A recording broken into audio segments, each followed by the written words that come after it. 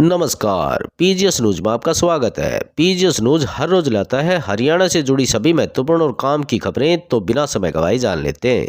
पहले जानते हैं मौसम का हाल। हरियाणा में दिसंबर और जनवरी में अक्सर तापमान 0 डिग्री या माइनस से भी नीचे चला जाता है, लेकिन इस बार तापमान 5 से 10 डिग्री के बीच दर्ज किया गया। चौधरी चरण सिंह हरियाणा कृषि विश्वविद्यालय के कृषि मौसम विभाग के अनुसार 21 जनवरी को एक नया पश्चिमी विभव सक्रिय होने से एक बार फिर हरियाणा में मौसम और हवा का रुख बदलेगा। साथ ही 22 और 24 जनवरी के दौरान पूरे क्षेत्र में हल्की बारिश और बूंदाबांदी के साथ ही 1-2 स्थानों पर ओलावृष्टि भी हो सकती है। जनवरी के अंत तक हाड़ कपा देने वाली ठंड जारी रहेगी। आगे समाचारों में, हरियाणा में एमबीबीएस परीक्षा घोटाले में की जा रही जांच में नकल माफिया की परतें खुलनी शुरू हो गई है। पंडित बीडी शर्मा स्वास्थ्य विभाग विश्वविद्यालय रोहतक की 3 सदस्यीय कमेटी को उत्तर पुस्तिका में छेड़छाड़ से जुड़े कई तथ्य मिले हैं। जांच टीम में शामिल सूत्रों ने बताया कि शिकायतकर्ता छात्र ने अपना बयान दर्ज कराया है। आरोप लगाया गया कि कुछ मामले में कर्मचारी आंसर शीट का पहला पेज हटाकर दूसरी शीट पर चिपका देता था। इस शीट पर अभ्यर्थी का सीट नंबर, बारकोड और रोल नंबर होता था।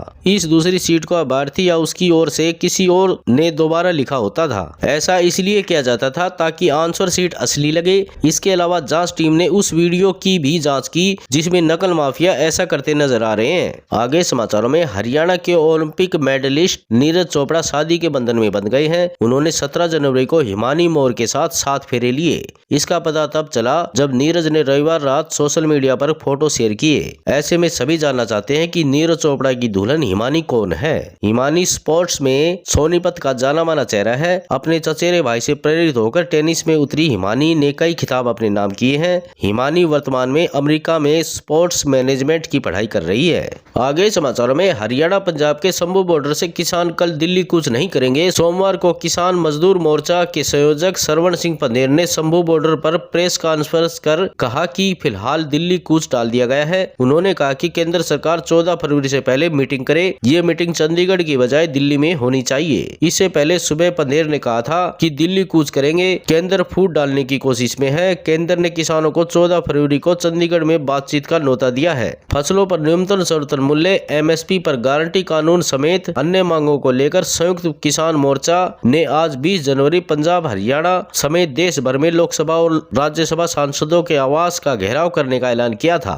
आगे समाचारों में, बीकानेर रेलवे डिवीजन ने हनुमानगढ़ डबवाली भटिंडा रेल मार्ग पर रेलवे लाइन शिफ्टिंग कार्य के कारण यात्री ट्रेनों के संचालन में बड़े बदलाव किए हैं। 20 जनवरी से प्रभावी इन बदलावों के तहत कुल 18 ट्रेनों को अस्थायी रूप से रद्द कर दिया गया है। रेलवे अधिकारियों ने यात्रियों से अनुरोध किया है कि यात्रा से पहले रेलवे की आधिकारिक वेबसाइट या मोबाइल ऐप पर ट्रेनों की वर्तमान परिस्थिति की जांच अवश्य कर लें। आगे समाचारों में, हरियाणा ग्रुप के सी और डी पदों पर भर्ती के लिए सीईटी का इंतजार प्रदेश के लाखों युवा कर रहे हैं, लेकिन अभी तक हरियाणा कर्मचारी चयन आयोग इसकी तिथि तय नहीं कर पाया है। हालांकि राज्य सरकार ने सीईटी में जरूरी संशोधन कर दिए हैं और उनके बाद सीईटी कराने की प्रक्रिया शुरू होनी थी। तिथि फाइनल न होने के कारण अभी तक परीक्षा केंद्र को लेकर कोई फैसला नहीं हो पाया है। हालांकि आयोग के अधिकारियों का कहना है कि सीईटी को लेकर बैठकों का दौर जारी है। इस सप्ताह सीईटी को लेकर कोई बड़ा आउटपुट मिल सकता है। आगे समाचारों में, हरियाणा कर्मचारी चयन आयोग की तरफ से निकाली गई शिफ्ट अपडेट की भर्ती पर पंजाब एवं हरियाणा हाईकोर्ट 21 जनवरी यानी कल अंतिम सुनवाई करेगा। अदालत ने भर्ती का रिकॉर्ड सील करने का आदेश दिए थे। इस पर अदालत ने एक लोकल कमिश्नर गठित किया था। आगे समाचारों में, हरियाणा के 2 मंत्रियों का सिंगर वाला अंदाज नजर आया है। राजस्व मंत्री विपुल गोयल और खाद्य आपूर्ति मंत्री राजेश नागर शोले फिल्म के जय वीरू बन गए। हाथ में माइक थामकर वह ये दोस्ती हम नहीं तोड़ेंगे पर जुगलबंदी करते दिखे। मौका था फरीदाबाद के सेक्टर 21 स्थित जिमखाना क्लब का, जहां मंत्री नागर ने ही कार्यक्रम रखा था, जिसमें विपुल गोयल को भी बुलाया गया था। गाने के दौरान दोनों एक दूसरे को इशारे कर तेरा साथ न छोड़ेंगे भी गुनगुनाते रहे। इस कार्यक्रम में खेल मंत्री गौरव गौतम को भी बुलाया गया था, लेकिन वे नहीं आ पाए।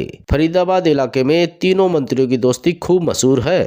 आगे समाचारों में, हरियाणा के कैबिनेट मंत्री विपुल गोयल ने पूर्व सीएम भूपेंद्र हुड्डा को सकारात्मक राजनीति करने की सलाह दी है। गोयल ने कहा कि हुड्डा विपक्ष के नेता हैं, उन्हें सरकार के अच्छे कामों की तारीफ करनी चाहिए। उन्हें जनता और विपक्ष की उम्मीदों को सरकार तक पहुंचाने का काम करना चाहिए। उनकी सरकार लोगों के कल्याण के लिए काम कर रही है। आगे समाचारों में हरियाणा के पूर्व मंत्री कृपाराम पुनिया का निधन हो गया है। 89 साल की उम्र में उन्होंने अपनी पंचकुला निवास पर आखिरी सांस ली। पुनिया लंबे समय से बीमार चल रहे थे। वह मूल रूप से झज्जर के सालावास गांव के रहने वाले थे। कृपाराम पुनिया के 5 बेटे और 1 बेटी है। उनके भाई BL पुनिया राज्यसभा सांसद हैं। उनके बेटे सुनील ने मीडिया को पिता के निधन की जानकारी दी थी। देवीलाल सरकार से पहली बार में ही वो चुनाव जीतकर उद्योग मंत्री बन गए थे। सुनील ने बताया कि उनके पिता 1964 में पंजाब हरियाणा के सबसे पहले डायरेक्टर IPS अधिकारी नियुक्त हुए थे। निधन के बाद उनका अंतिम संस्कार आज 2 बजे मनी माजरा स्थित शिवपुरी ग्राउंड में किया गया। आज समाचारों में बस इतना ही। कल मिलते हैं और नई खबरों के साथ। तब तक के लिए नमस्कार।